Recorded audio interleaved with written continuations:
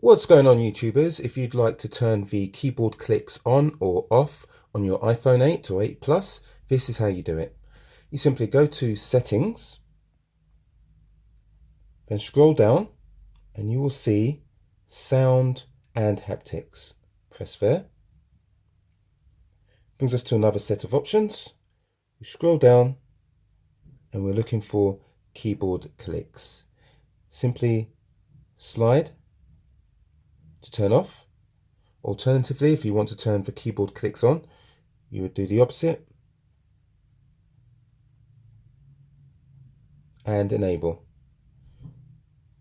Once you come back, your keyboard clicking sound will be off or turned back on, depending on your choice. So I hope this has helped you.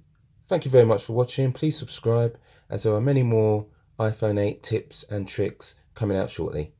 Thank you very much. Goodbye.